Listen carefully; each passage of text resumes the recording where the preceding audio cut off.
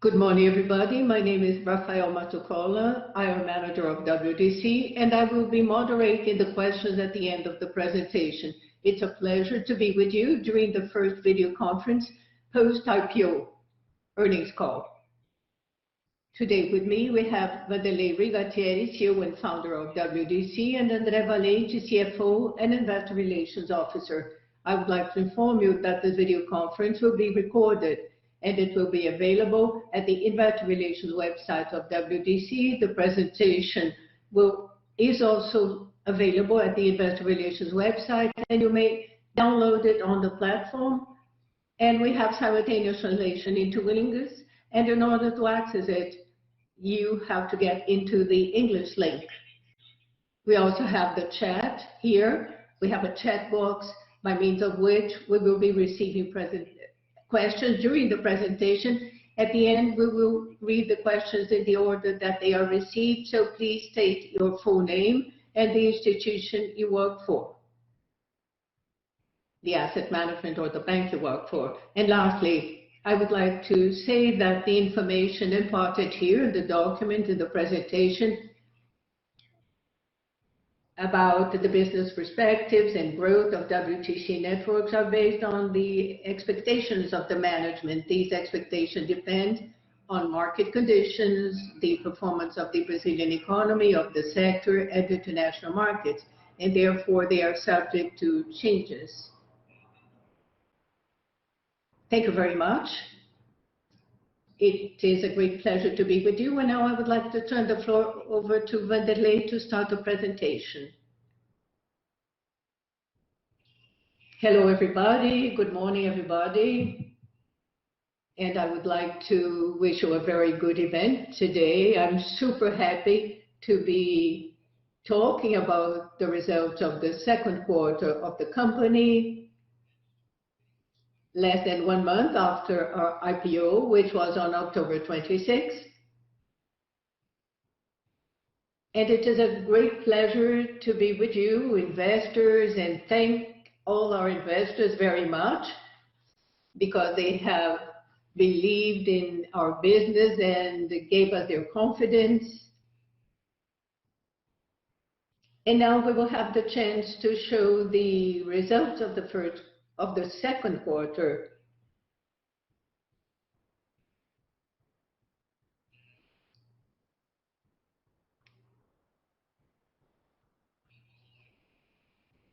I'm waiting for the slide. I'm not seeing the slide, says Vanderlei. Thank you very much.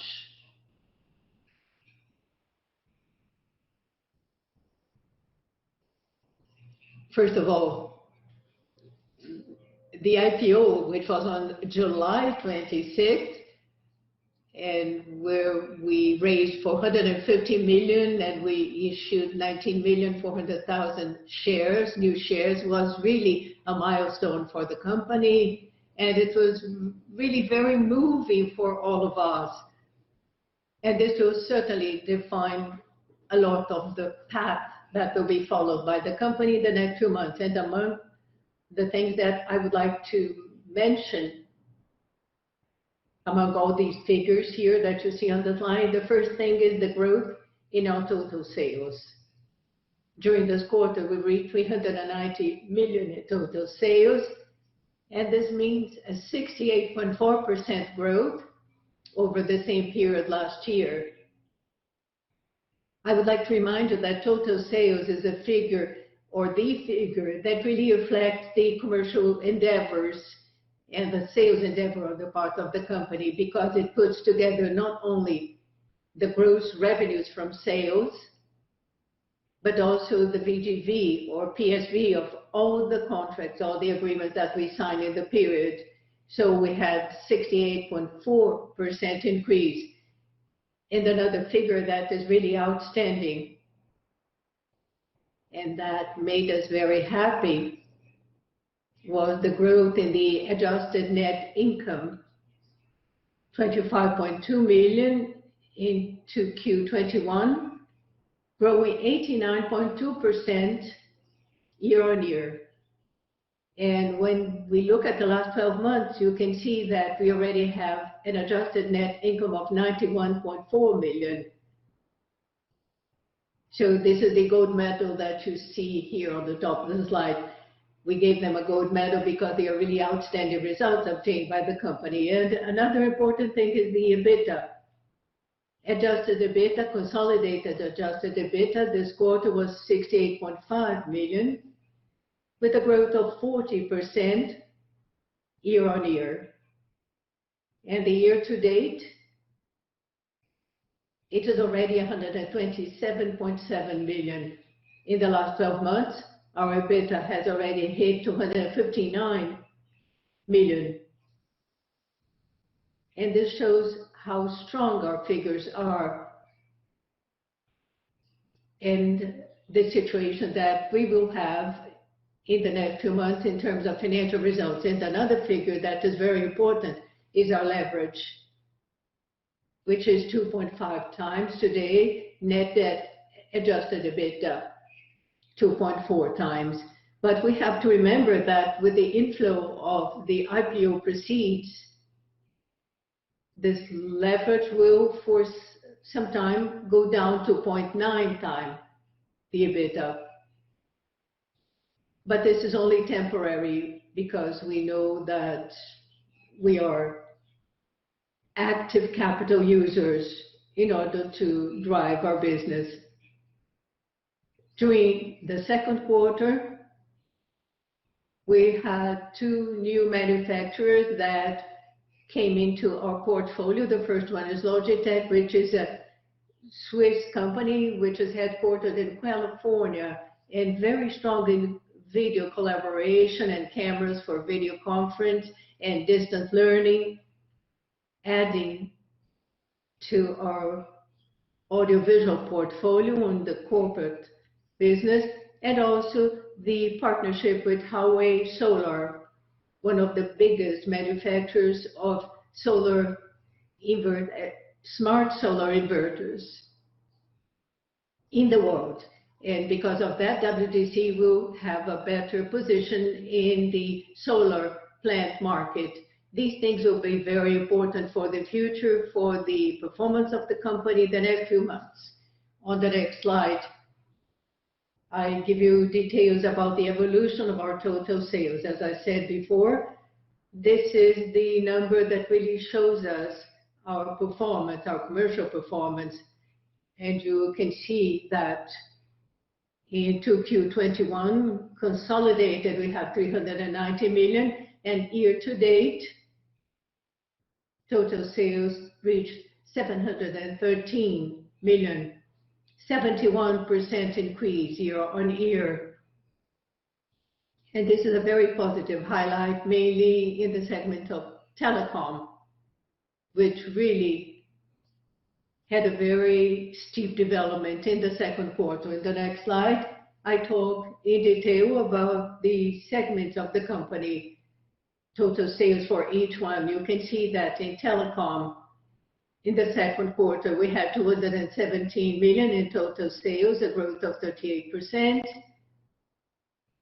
Year to date,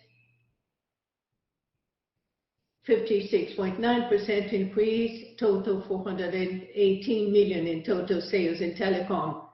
So telecom now represents 58.7% of the total sales of the company year to date. In the corporate segment, well, it's not really lagging behind, it's quite the opposite.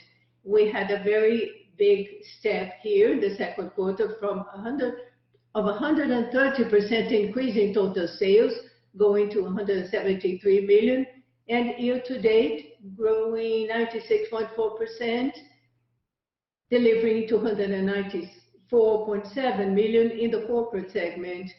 And here, I would like to highlight the fact that the enterprise business had a very steep recovery in this quarter with the return of some large projects, mainly infrastructure projects like highways and the new concessions, and all these projects of electronic security are very much needed. So we have 47.3% increase in the second quarter vis-à-vis the same period last year. On the next slide, I show the performance of the solar BU. During our roadshow before the IPO, we have been talking about this extensively, and the outlook of growth for this unit is huge. And this is very understandable because you can see that from the second quarter of 20 to the second quarter of 21, our growth in sales was 6.1 times, reaching 79 million. In the year-to-date figure, we grew 7 times the same volume that we had last year, reaching 134 million in this period. And if you do some simple math here, 79 million in this quarter, multiplied by 4, this gives you an idea of the size of the segment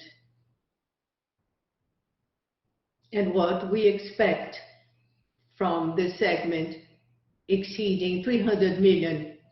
Solar is in full expansion and gaining market share, mainly in the medium-sized companies and also large homes.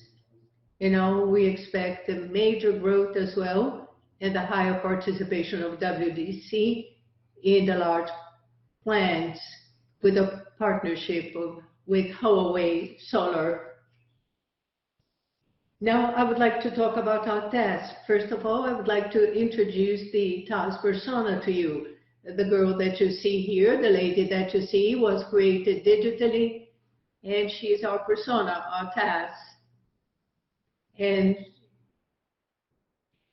she will be the one receiving our clients in digital context and helping with technical support and clarifying doubts about contracts. So we are strongly digitalizing this kind of service, and we started with tasks. And here we have the performance of the contract. As you can see, it shows to be stronger and stronger in our overall results. You can see the results on this slide. In the second quarter, 448 new contracts, task contracts signed with an average ticket of 295,000 reais, each one of the contracts. A growth in the number of contracts in the same period of 18% year on year. And this is very important because it is more contracts with a higher unit value. And this represents in total sales in the quarter, a total sale of 132 million new contracts.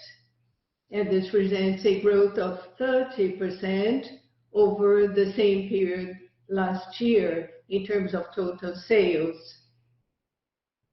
And this is extremely important for us in our growth strategy. And on the next slide, I show the evolution of the average term of the new contract or the new agreement. You can see that in the first quarter of 20, the average term was 27 months. And we started extending this and pushing this forward and incentivizing our clients and our teams to increase the average term of the contract. And this is a strategy on our part. It has to do with a very important philosophy in our management, because as we extend the term, in the short term, this hurts a little bit our EBITDA, because of course the installment of the contracts will be smaller and the recognition of revenues will be smaller, but we emphasize the long term. We have already discussed a lot with our investors during the roadshow about the strategy, and I say this all the time. WDC is not a company that thinks in the short run because we want to add value for all our shareholders, for the company as a whole, in the long run. This is our view. And this is the most important indicator of everything that we are doing. The longer the terms, the better it is in terms of backlog generation for future revenues. And for the stability of the company, for the predictability of the company, this is really fundamental. On the next slide, I share now a little bit about the performance, both for CapEx used for new agreements.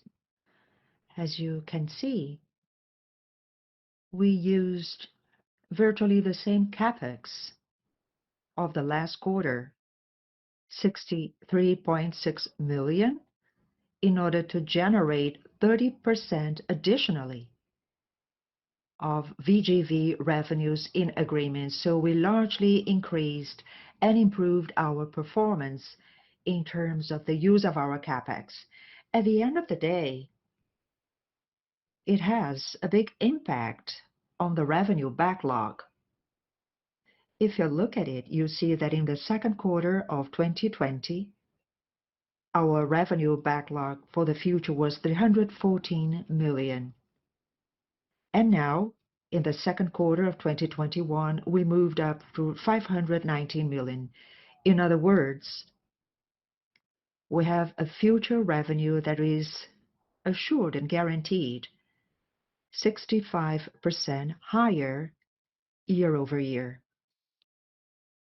And this growth in backlog has to do with an extension of terms of 47 months and also increase in total sales as well, the 30%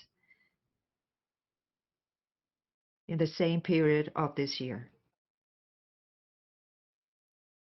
So now, over the next slides, I would like to dive deeper into some indicators, and I would like to ask our CFO, André Valente, to continue with the slides and presentations, and I'll come back at the end. Over to you, André. Thank you, Vanderlei. Hello, I'm André Valente. I'm the leader of the finance area at WDC. On the next slide, Victor, if you could help us, please. Thank you. Here we show some indicators related to the company's results. The first one is net revenue, which followed a growth trend. As you can see, reaching 72.7% growth vis-à-vis the same period of the previous year. And we reach a total net revenue for the last 12 months of 912 million reais. As for results, we highlight adjusted EBITDA, and I'd like to focus on two important points. Firstly, I'd like to explain what we mean by adjusted, this term, adjusted EBITDA. Just to recap, this is mostly related to the exclusion of some expenses related to the IPO and also variable or share-based variable payment. Both events ended in July 2021, and also an upside that was excluded from our results. And this one has to do with the STF decision to exclude ICMS from the calculation base of PIS and COFINS with a positive impact of 8.6 million reais in the second quarter. We excluded the effect from our adjusted indicators because these credits are mostly related to 2017 and 2020. With regards to the first half of 2021, we have 900,000 reais. And that's a positive impact on this half of the year. And it's a recurrent item, so the 900,000 were not excluded. Another important thing to highlight about adjusted EBITDA is the retraction of percentage margin, a reduction from 30% approximately down to 25%, mostly dependent on two factors, which are recurrent here vis-à-vis the first quarter. It is an exponential growth in our solar BU, and it's upon maturation and high growth, and as you know, margins are slightly lower compared to the other business in the company. The second item in this reduction, a percentage of the EBITDA margin, according to our models and projections, we are already using this extension of tax agreement terms benefiting short term. So we have a company, like Vanderlei said, it's focused on the future. We don't have a very short-term vision. We believe the longer the term, the better the retention on our base and more recurrent revenues and results in our company. And the last part of the slide shows adjusted net income closing at 25.2 million in the second quarter of 2021, reaching 31.5 million this quarter and 91 million for the last 12 months. And this is evidence of a net margin of 10 percentage points when compared the 91 million of the last 12 months with the 912 million of net revenue for the last 12 months. Next, we show a little bit of our analysis of the company's segments and business. Here we see the telecom segment, and here we highlight our robust performance. Total sales increased by 38%.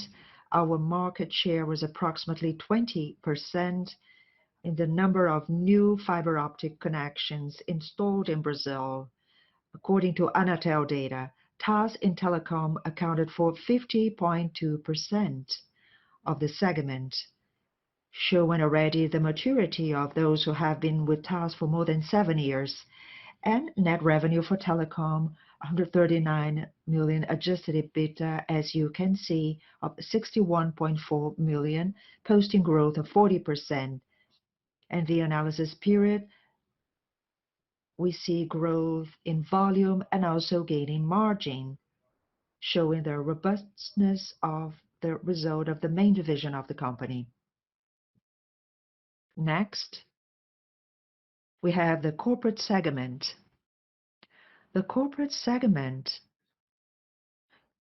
also posted very significant growth of 130%, mostly driven by the solar BU and also with the uptake of several corporate projects in our enterprise BU. Net revenue increased by 138 million reais, approximately 150% growth, and adjusted EBITDA, as you can see on the slide, increased or reached 7.1 million, or posting growth of 44 percentage points vis-à-vis the same period of the previous year, mostly with an increase in volume and margin and expenses, also several variable expenses, particularly with commercial reps, and also an impact on ADA, allowance for doubtful accounts, which have an impact on the total EBITDA of the corporate segment. We also show our cash flow on the next slide. Our cash position follows our plan. We started the year, as you can see, with slightly more than 89 million reais cash. We increased our working capital position, 75 million, particularly related to an increase in inventory, pretty much in line with our future growth strategy. 245 million funded as new debt, and we amortized 89 million of current debt agreements at the company. CapEx was 124 million, as you can see in the analysis of cash variance. And this is very much related to our total sales of VGV for TAS, which in the semester was 266 million, CapEx of 124 and sales of 256 million reais, which is pretty much in line with our proposal for the task modality. And we closed this semester with cash of 22 million. Naturally, this is very much related to the proceeds of the IPO, 405 million, net of all related expenses and duly used and invested. And as we showed previously, they will be used in the coming months with the sale of new lease agreements in our task methodology. Next, on the next slide, we also show, well, concluding the figures, we give an overview of our indebtedness level of the company, closing the quarter showing a future horizon of indebtedness with 29 months average term and CDI plus 146. Right after the offering, by the end of July, we already had the first renegotiation of debt with BTG Pactual, reducing compensation fees and excluding the need of collateral deposits and excluding all financial covenants with all the debts with the institution. And over the following weeks, we keep on evolving in cash management, searching for opportunities stemming from this better profile of the company after the IPO. So now I give the floor to Vanderlei. He's going to tell us more about the outlook and what's next. Excellent. I think it's important to give you an overview of what's next. What is the outlook? The first thing I would like to highlight is the result as net income for the last 12 months. It gives us an assurance that we'll manage to meet our targets this year. Our investors, they were with us in our road shows, and rest assured that we are on the right track. We are delivering what we promise.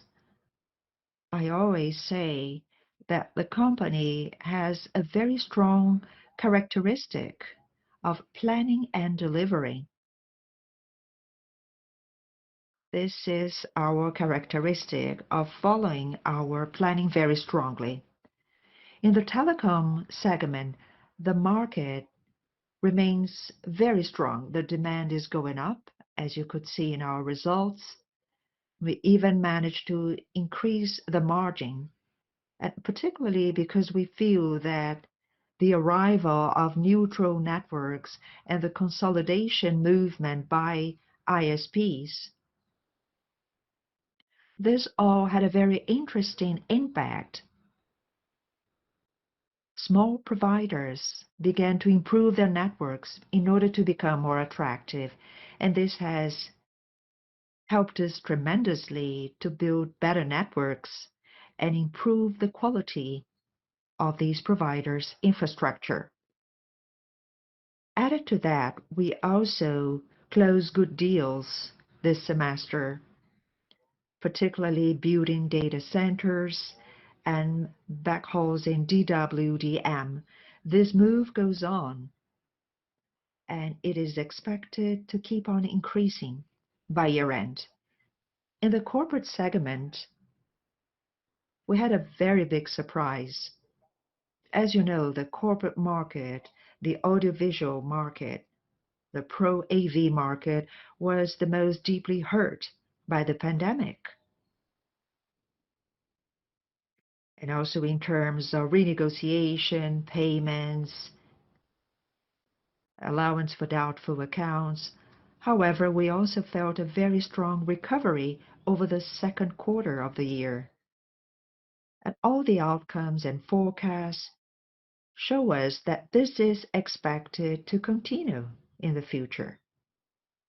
These niches that were extremely hurt are expected to keep on coming back to normal.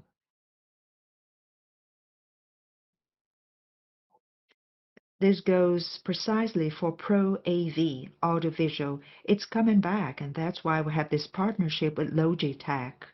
It's very important under this perspective, and also the part of new infrastructure projects. In the current semester, we had this big project that we closed with airports, the Cuiabá Airport, a partner of ours. And this is expected to drive and to boost new concessions that were already in a bidding process. Airports and even highways, investment in highways. This helps tremendously the corporate segment at WDC. So the two partnerships that I mentioned in the beginning certainly are going to bring big opportunities for us. Highway solar is extremely important, allowing us to meet bigger and greater plans. There is a big volume, a tremendous revenues related to these new plans. And a point of attention that I always like to highlight. I think you've all following it up. Several industries, several segments being negatively affected by the shortage of chips and components. We were not that hurt with that over this whole time frame, considering our diversified portfolio. You always have more than one provider of the same product, be it in terms of telecom or in the cooperative segment. And international logistics, well, international logistics is a point of concern. Shipment, the ships, the vessels have been delayed. And therefore, it generates a lot of additional cost, additional transportation costs. I think you're all familiar with that. You've been following prices of maritime containers have increased a lot, regardless of the route. And the same circumstance, well, we believe that this is going to remain in the second semester of the year and only expected to improve as of next year. So that's an overview of what we can say about the scenario for the future. But in total, it is very positive and very pleasant to realize that now we are more capitalized, now that we have the IPO, we can grab more opportunities in both segments. So I think that's what we had. Thank you very much. And once again, we are delighted to be talking to you today and sharing the earnings of the second quarter. So I guess now I can turn the floor to Rafael. Maybe we have questions or some comments or things to clarify or help clarify.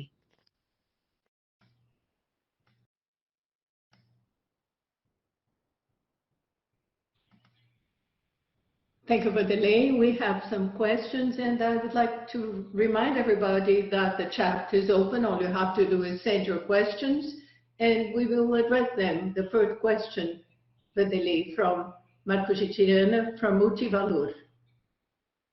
He asks how WDC sees the consolidation of ISPs due to the M&As that we have been seeing among the ISPs, and how this concentration could benefit or hinder WDC. Yes, this was a recurrent theme in our roadshow, and I showed what happened in the second quarter. Consolidation of the ISPs, when it started way back then in 2018, 2019, we felt that it could hinder WDC. And I remember Sumicity, for instance. Sumicity was one of the first to receive investments from funds. AB Capital. And I remember that after AB came on board and after they started to acquire more ISPs, we increased more than fourfold our sales to them. The consolidation of ISPs, as far as WDC is concerned, has been beneficial overall because they are acquiring very small ISPs, and up to that moment, we didn't serve them, or we only served them partially. And with the professionalization of these providers and this consolidation going on in a more professional environment with a professional CFO, with a professional CEO, with all that, we were able to position our offering much better, especially our test offering. And this has been very good for our company. And other things that we have been feeling is the fact that providers are preparing themselves for a possible acquisition. As you know very well, the smaller providers, they go through some difficulties in terms of organization. All the documents ready for the network and all the products with the necessary origin and with guarantees. And what we saw was that the ISPs, the smaller ISPs, were trying to make their networks more robust and more auditable, so to say, and more attractive for a possible future acquisition. Up to now, what we have been seeing is a very positive move, which benefits our business. I remember that there were 6,000 or 10,000. We never know the total number of the ISPs, but ISP reaches 2,000 of them. And what we have been seeing is that over the process of consolidation, we have been increasing our footprint, and we have been able to sell to smaller providers. And when I say sell, I mean sell and lease. We see, for instance, a concern on the part of these small ISPs in terms of having a data center infrastructure so that they may have all their servers in a more professional environment with a better quality, with more data security, and no longer a data center that was only just, a small room with some air conditioning for comfort purposes and without the concern of operating 24/7, for instance. And now we see a higher need for that. And besides, we have everything that happens after the consolidation, the post-consolidation, and the entry of these ISPs together, which is the construction of backhaul. The integration of all these providers in one same network. So we have projects of DWDN. And just to give you an idea, in this first quarter, we were able to sign 10 new backhaul projects.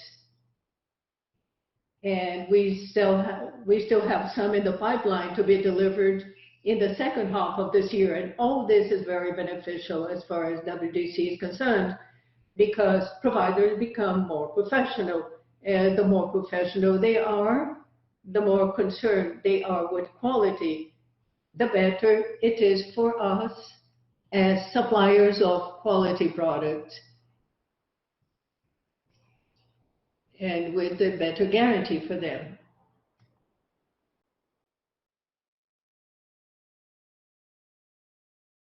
Another question from Marco Vanderlei. Who are the main competitors in the telecom segment? Do you have price and conditions to compete with them? Very good question, Marco. In the telecom market, today Well, let me give an example. I always break it down by technology. We have several products that we sell to the telecom segment. One of them is the FTTH network, the GPON network. Today in the world, there are four big suppliers: Nokia, Huawei, ZTE, and FiberHome. And in addition to these four, there are several other brands that I consider to be white label, like generic brands. And they also take part in this segment, particularly the low-end segment. These are products designed by a given company or Chinese companies that try to sell these projects for lower prices, and it happens all over the world. In Brazil, WDC, out of these four, it sells Nokia and FiberHome. And we have competition from the other two manufacturers, Huawei, with 3 distributors here in the country, smaller distributors, Agora Telecom with I'm sorry, correcting myself, Connectway and FiberX, and also ZTE, which sells in the country through a partnership with Multi-Laser. About a year ago or 2 years ago, Multi-Laser joined the segment as well. A model pretty similar to WDC's, importing components and assembling the product locally. And it has a good footprint with ISPs as well. It joined later. Its market share is not so big, but it's an important competitor. As for price and conditions to compete, absolutely. We are in the segment. We arrived earlier than any of these competitors. We started selling to ISPs, fiber to the home, back in 2011. I'd like to remind you all that in 2011, I had this adventure of having a truck and traveling all over the country, getting to know these manufacturers better. And 8 months later, that's when we started our manufacturing plant in Ilhéus to manufacture telecom items, particularly ONU, which is a fiber modem that is in the customer's home. And today we are highly competitive. And in the latest Anatel results disclosed monthly with a number of new subscribers for fixed broadband and fiber, we had 19% market share for new subscribers, which is so important. We sold more than 777,000 new subscribers at this time, vis-a-vis 3,600,000 or 3,700,000, which is the number of new subscribers considering all operators and providers. So we're highly competitive. We have a high market share, and our lease model is very attractive, which is also very helpful. With regards to other products in the telecom market, we have, for instance, DWDM, which is far more complex as a product because it interconnects cities with high capacity. So you have one fiber and you manage to embed it several beams of light, several colors. And that's very advanced technology. WDC began to sell that 2 years ago. And today we have the main competitors. One of them is Brazilian, Paritech. It has a competitive product up to a given capacity, if I'm not mistaken, 40 giga. And higher than that, they don't have a technology to address it. And then we have other manufacturers who do the same. We sell ECI's technology. ECI is a company from Israel. And we also have other manufacturers like Siena, Infinera, even Huawei. They also have products, and so does Nokia.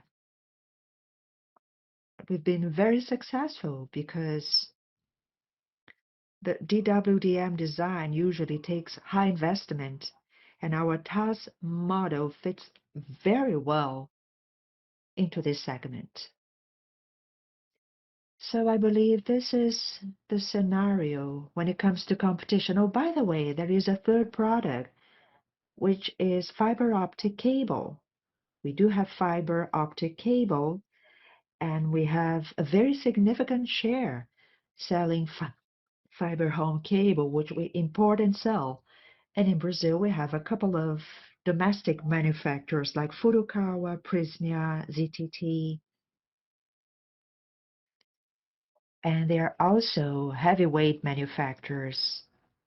Despite of that, we've been very successful in the sale of our cable because Fiber Home worldwide is one of the largest manufacturers and suppliers for operators all over the world. I'm sorry, I had forgotten to mention cable, and I hope I answered your questions.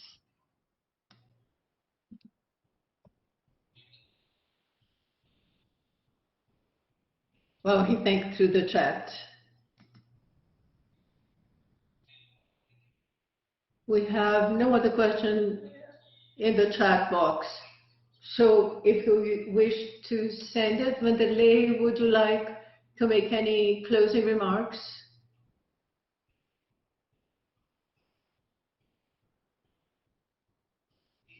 I'm very happy to be here today talking for the first time with our investors after the IPO, be it the individual investors or funds,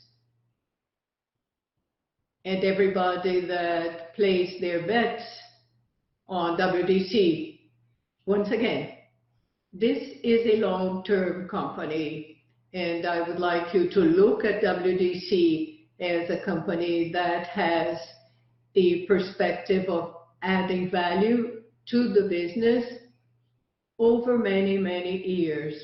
We have a very well-defined plan, be it in telecom, be it in the corporate segment or solar segment. So our trajectory is very well defined, and we also have defined a whole range of new offerings that we have for all these segments. And I believe that we are executing as planned. I believe that one of the most important things is to promise and to deliver on your promise. And the result that we are delivering now is exactly along these lines. And I remember many conversations with investors. I don't know whether they are participating in this call or not, because I cannot see everybody who is with us today. But I remember our talks with investors, and they said very often, Vanderlei, I can give you one advice: deliver on what you promised, because this is the way we think. And this is exactly what we are doing, and I'm very happy because everything that we have planned as results, we are delivering. And I'm complying with everything that we promised, and we are following our plan, because it's very important in business for you to know the market in depth, know your segment in depth, and to be able to have a very well prepared team in-house. Today we have a very strong team, and some people that have come after the company was professionalized in 2017, and these people came on board and they added a lot of value to the company. I'm very proud of our team because they really are very faithful. They have they are the blood of the company. And because of this wonderful team, we can deliver these results that we have presented today. We are present in growth markets. We are not present in markets that have any limitation regarding our growth. Solar, telecom, corporate, all these areas in which we operate have a lot of room for growth. And the model that we have the possibility of assembling the product locally and to make the product more affordable, and the task model that we have brought to the company in 2013. And we have not invented the wheel. We only looked around what was happening in the world and the trend of buying IT, communication via OPEX. And all that created a virtuous circle, and it brings quite a good result to the company. So this is what I wanted to say as my closing remarks, and we are working a lot. Everybody here in the company is making their best endeavors to deliver on the plan, to deliver results, and to generate results so that this company may be extremely successful. Thank you very much, everybody. Thank you very much. We wish you a very good day. And with that, we end this call about the second quarter of 2021. Have a very nice day. Thank you.